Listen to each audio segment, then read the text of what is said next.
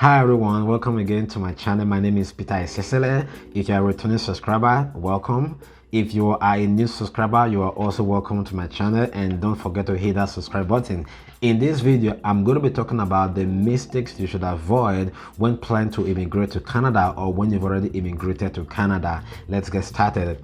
Number one mistake you should avoid when planning to come to Canada is waiting for an angel or a miracle to do the work for you.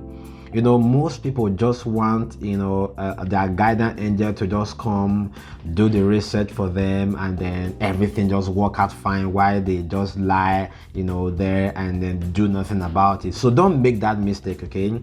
You have to put in the hard work and the effort that is required, because it's a lot of work and it's a long process, okay? You have to try as much as possible to put in all the work that is involved. You don't expect somebody to do the research for you, except you want to pay all of these agents to do all the research for you and then do the application for you, do the visa application for you and everything. But I would say, if you are, as much as possible, don't be waiting around, expecting a miracle or a magic to happen. You have to put in all the work that is involved. If somebody share a link with you about how to come to Canada, depends on the means, right? There are lots and thousands of YouTube videos, that you can watch on whatever route, whether you're planning to come to study, or you are coming through express entry or as a worker. There are tons of video that you can watch on YouTube, and especially in my channel, there are a lot of videos that you can watch that will give you a lot of insight. So watch those videos so that you can get such insight. I know some people might be saying, oh, I don't have the data to watch videos and all that. It's a sacrifice that you have to make, but these same people, these are the same people, when they have the opportunity, let's say there is a video showed about a celebrity, even though it's 30 minutes, they're going to watch the whole thing. And sending these people 4 minutes video, it becomes very difficult for them to watch, okay? Sometimes I've shared a lot of links about master's position, PhD position, or postdoc position in Canada, and people don't even click the link. And then some of them come to my DM and ask me, how do I go about this? And then I just tell them, click the link. So don't make that mistake, okay? Don't wait for somebody to apply for you or do the application for you. As much as possible, get involved in the process, okay? I know, not everybody is very confident because they want that experienced person to handle the application. In as much as an experienced person is handling your application, make sure you are part of the process, because if these agents go feeling something different from your profile, it might become a problem later on. I saw somebody messaged me some time ago, and she said she got a letter for biometrics. I said, okay, fantastic. Like, what did you apply for? She said residency in Canada. I was like, okay, what type of visa did the agent apply for you, and what are you planning to come to do? The person said, and the agent just said that if I get the visa, if I go to Canada, I will find my way. I was like, okay, that is going to be very problematic, because if they apply for a visitor visa for you, to get that visitor visa alone is very difficult. You have to be somebody with a very good profile, in your home country before Canada can give you a visiting visa, right? That is out for that. And then if you're planning, maybe they apply for school. If they apply for school, then you have to know which program are they applying for, right? And how does this program match with your previous qualification and what you plan to do in the future, okay? Then number two thing that the mistake you should avoid is isolating yourself. When you come to Canada, don't do I know everything, even though you are a bank manager, in your previous country, and you are coming to Canada and you think I can do everything myself. It can be very problematic, and people have run into a lot of depression just doing that, so don't isolate yourself. Find associations. If you're a Christian, find a local church. That is a very fantastic way to connect with people. If you are very comfortable, coming to a place new, you might be more comfortable in relating with people from your own country, right? It is not bad, but don't limit your relationship to people from your own country. For a start, it's okay, but try to expand as much as possible. And one other fantastic opportunity, or what you can do is participate in events. Okay, if you are a student, there are events organized on campus. Just participate in those programs. If there are voluntary events in the city, volunteer. When I was in Newfoundland during my masters, I did so much volunteering that people were not calling me Mr. Volunteer, because once I hear of voluntary opportunity, I'm going there. So there was really never that dull moment, because either I'm going to church on a Sunday or Wednesday for Bible study or something, and then on other days I'm going to voluntary event, maybe on a Sunday in the evening. So I met a lot of people like that. I connected with a lot of people. In fact, when I applied for my PhD, it was one of the women that I volunteered with that gave me a reference letter that I used to apply for my PhD admission. So you can see how that can add to your profile. And there are some scholarships you might want to apply for. They are going to look at not just your CGPA. They are going to look at what is your community engagement, what is your involvement on campus and in the community. So don't isolate yourself, and don't fail to ask for help. There are people that are, I am self-sufficient person. I'm okay on my own. I don't want to ask questions. I can find out things myself. See, somebody that have been here for 2-3 years, instead of you going to spend 2 months finding out something, why don't you just ask questions, right? And if you've asked questions and you don't have somebody responding to you positively, then you can do your search. Although it's always better if it's something that is available online to do your search. And then if there are areas you are not clear of, you can then ask questions to ask other people questions so that you can get clarifications on that. Okay. Number three mistake that you should avoid is not understanding the Canadian financial system. The Canadian financial system is a very complex and robust system that you need to master it in order not to fall into debt. And especially their credit card system. When I just came to Canada, I heard about credit card, and then I applied for credit card. And okay, they are giving $1,000 credit card, and then it's free money. It is not free money. You need to understand that if you use the credit card, there is a certain number of days, maybe about 2-3 weeks, that you should pay off that your credit card. If not, you are going to be charged. And if you are charged continuously and you don't pay, you use the credit card and you don't pay, it's going to hurt your credit score, and this is going to be a problem later on. So make sure you understand. Seek for financial education. See, they are not going to teach you this in school. Okay, so you have to make the effort to learn about this. I know there are some schools that organize some financial seminars, but make sure you learn about it. You can go on YouTube and search for Canada system.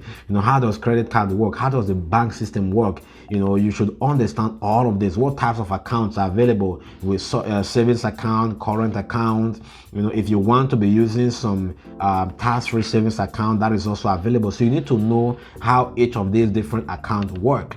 And under this financial system, you need to understand how the tax system works. Okay, because you might earn $1,000, let's say, as your total or gross pay at the end of the week, and by the time you remove taxes, depends on the province, right? Different provinces pay different taxes. Okay, some are more expensive than others, and you also have government tax as well. You can earn $1,000, and at the end of the day, by the time you remove the tax, maybe you might be going home with if they remove 10% or 20%, maybe out of $1,000 you might be left with 800 and something Canadian dollars. So don't be surprised when you see that your net pay is lower than your gross pay. Is the tax system. And you need to understand that you need to file your taxes, okay? And when filing your taxes, especially doing your taxes for the very first time, it can be very tasky. So try as much as possible to seek for help. I remember the first time I filed my taxes, I didn't do it myself because I didn't understand, how to do it. So I sought for help. My university then, they offer, they call it task clinic, okay? Especially for new students, they call it task clinic. You can go there and they will help you to file your taxes. Don't just close your eyes and expect them to do everything. Tell them to teach you so that by the following year, you're going to file taxes yourself. Everybody must file tax.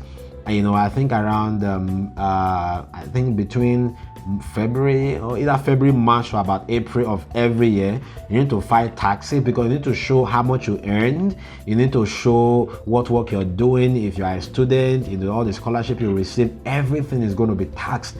And with this, your social insurance number becomes very important. So this is why the system is so organized. You cannot outsmart the system. So it's important to know how the system works so that you will not be left, alone, or you will not be left stranded, because of lack of information. Okay.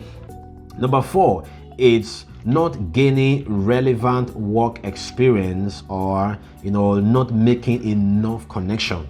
When people come in, there are some part-time jobs that you can do for the sake of you want to pay your bills. You want to be able to pay your feeding and accommodation and all these types of bills, and then you can just look for a regular job to do that. But while doing that, make sure you always think about your career.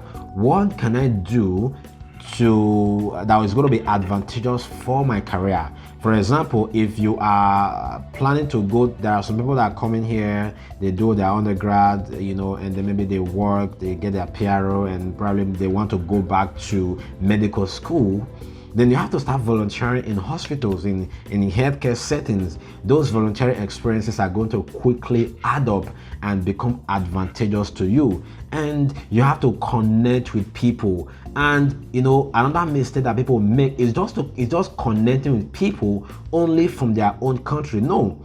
If you are from Nigeria, you are only just relating with black Nigerian people. If you are from Ghana, you are relating only with Ghanaians. If you are from India, you are relating only with Indians. It is good to an extent, but that is not the best that can happen. Okay, you have to be diverse, and then you have to make friends with people from other culture, because that cultural diversity is what makes Canada very beautiful. You're going to learn a lot of cultural differences. People from Asia, Europe and Africa, you're going to learn about all their different cultures. So try as much as possible not to make that mistake of not building connection.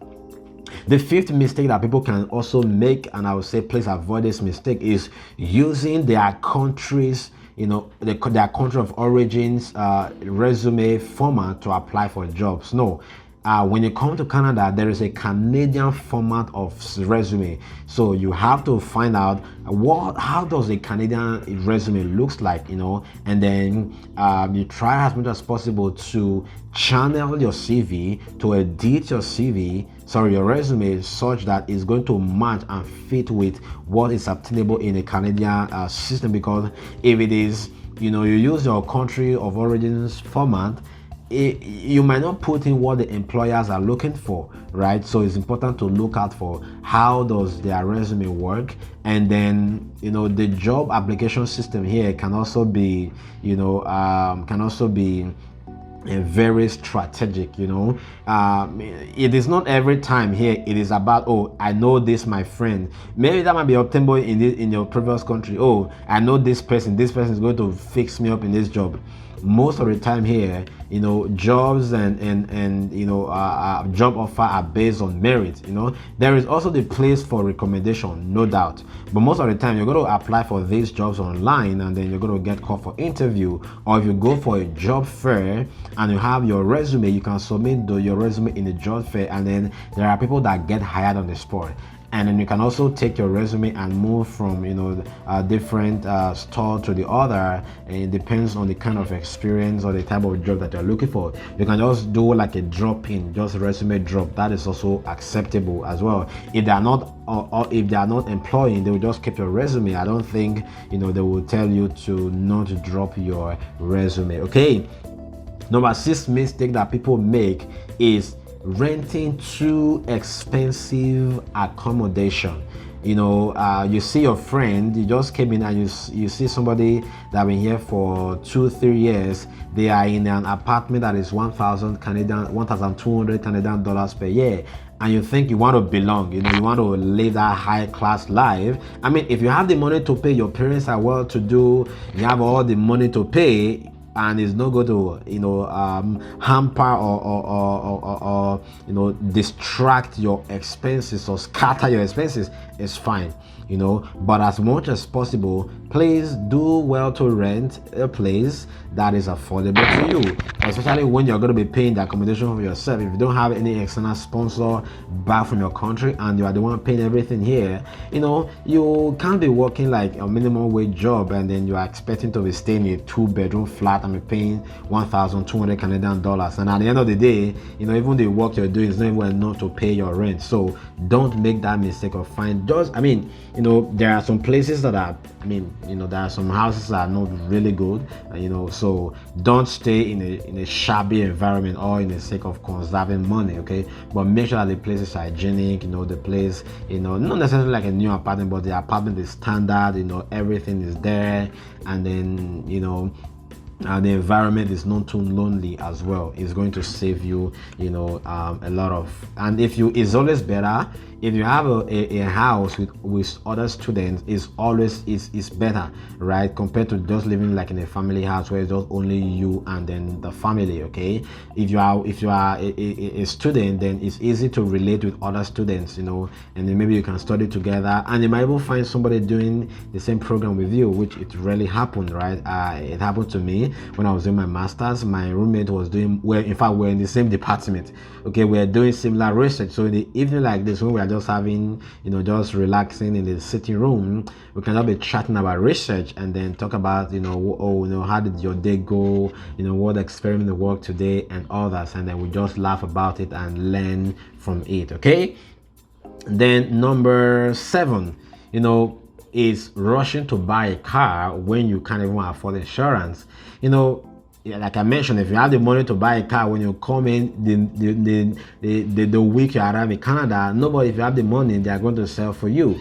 But know that you don't have money, you're just looking for a job, and you're like, well, you know what, I don't think I can do this boss thing. I can't be walking around. Let me go and borrow money to buy a car. That is a big mistake that you can make. Don't do that, okay? Don't do that. You can buy a car when you are working well, you have the money to pay for insurance and then your rent and everything, and then you still have something to save. That is when you should buy a car. Number 7, are you enjoying this point so far? Okay, if you're enjoying, just do it to hit the like button.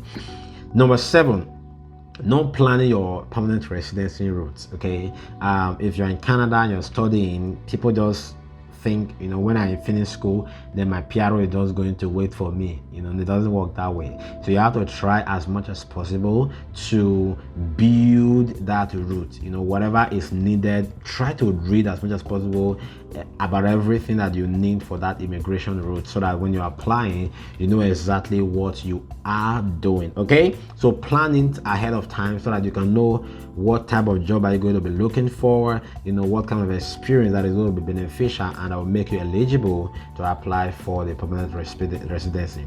Number 8 mistake that you should avoid is spending more than you earn, living above your means.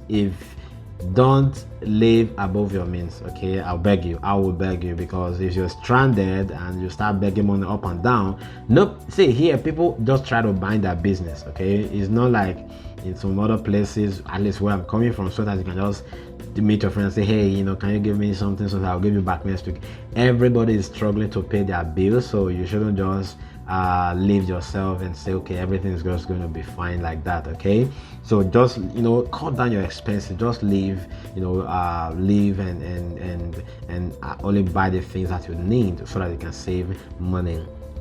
The ninth mistake you should avoid is comparing yourself with others. They can be very problematic. You see somebody that have been in Canada for 5 years, and then you that just came in last week, you try to compare yourself to that person. No, you're saying, oh, this person have achieved a lot, this person has a car, and then there's a house, So don't compare yourself with other people. Just focus on your own journey, because they must have passed through some experiences, when they just came in. So don't follow and don't try to be like them. Be yourself. Watch your own time, and your own time will come. And the last but not the least, don't abandon your faith. Don't abandon your faith. If you're a Christian and you're coming to Canada, try as much as possible to continue going to church, to maintain your faith, so that you can continue to get your faith built up. Some people come in here and say, Canada is a free place, it's a free world, I can do whatever I like. Religion, I'm not talking about religion here, okay, but your faith. You have to maintain your faith and make sure that your faith and your relationship with God is constantly being kept, and the fire is kept burning. You're going to really enjoy, so that at the end of the day, your life will be a shiny and a bright light. Okay, all right, those are all the reasons in fact there are more reasons, but these are just a few of them that I can capture in this video.